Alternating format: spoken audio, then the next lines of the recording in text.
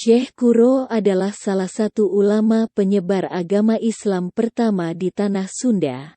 Nama aslinya adalah Syekh Hasanuddin atau Syekh Qurratul Ain atau Syekh Mursahadatillah. Makam Syekh Kuro terletak di Pulau Bata, Desa Pulau Kalapa, Kecamatan Lemah Abang, Kabupaten Karawang, Jawa Barat. Dalam sejarahnya diceritakan awal mula penyebaran Islam di Karawang bermula ketika Syekh Kuro mendirikan pondok pesantren yang bernama Pondok Kuro, yang memiliki arti tempat untuk belajar Al-Quran pada tahun 1418 Masehi atau 1340 Saka. Di pesantren inilah pertama kali dibangun sebuah masjid di Karawang yang sekarang menjadi Masjid Agung Karawang. Syekh Kuro adalah penganut mazhab Hanafi yang datang ke Karawang bersama para santrinya yakni Syekh Abdul Rohman, Syekh Maulana Maskur, dan Nyai Subang Larang.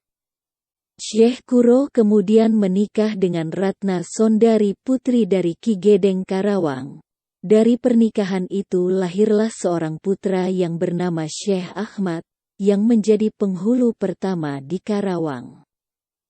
Syekh Kuro memiliki seorang santri yang berjasa dalam menyebarkan ajaran agama Islam di Karawang, yaitu bernama Syekh Abdullah Dargom alias Syekh Darugem bin Jabir Modafah alias Syekh Maghribi.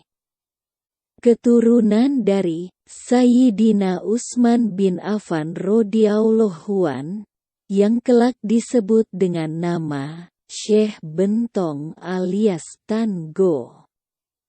Syekh Bentong memiliki seorang istri yang bernama Siu Teyo dan mereka mempunyai seorang putri yang diberi nama Siu Banci.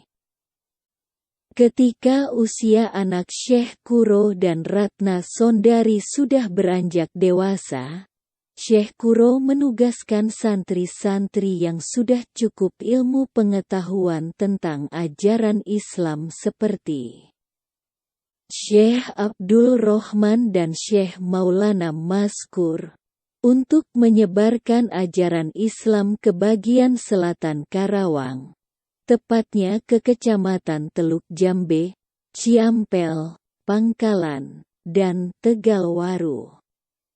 Sedangkan anaknya Syekh Kuro dengan Ratna Sondari yang bernama Syekh Ahmad, ditugaskan oleh sang ayah meneruskan perjuangan menyebarkan ajaran agama Islam di pesantren Kuro Karawang atau Masjid Agung Karawang sekarang. Sedangkan sisa santrinya yang lain yakni Syekh Bentong ikut bersama Syekh Kuro dan Ratna Sondari istrinya. Pergi ke bagian utara Karawang tepatnya ke Pulau Bata Desa Pulau Kalapa Kecamatan Lemah Abang Kabupaten Karawang sekarang, untuk menyebarkan ajaran Islam dan bermunajat kepada Allah Subhanahu wa Ta'ala. Di Pulau Bata Syekh Kuro dan Syekh Bentong membuat sumur yang bernama Sumur Awisan, yang sampai saat ini sumur tersebut masih dipergunakan.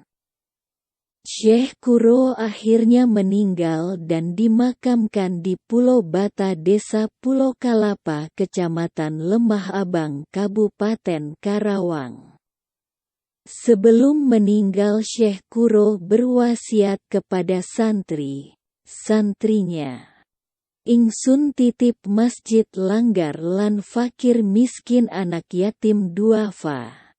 Sepeninggal Syekh Kuro, perjuangan penyebaran Islam di Pulau Bata diteruskan oleh Syekh Bentong, sampai akhir hayatnya Syekh Bentong. Makam Syekh Kuro Karawang dan makam Syekh Bentong ditemukan oleh Raden Somareja alias Ayah Jiin alias Pangeran Sambri dan Syekh Tolha pada tahun 1859 Masehi atau pada abad ke-19. Raden Somareja alias Ayah Jiin alias Pangeran Sambri dan Syekh Tolha ditugaskan oleh Kesultanan Cirebon untuk mencari makam Maha Guru leluhur Cirebon yang bernama Syekh Kuro.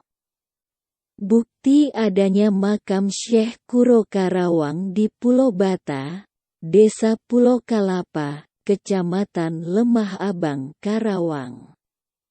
Diperkuat lagi oleh Sunan Kanoman Cirebon yaitu Pangeran Haji Raja Adipati Jalaluddin saat berkunjung ke tempat itu.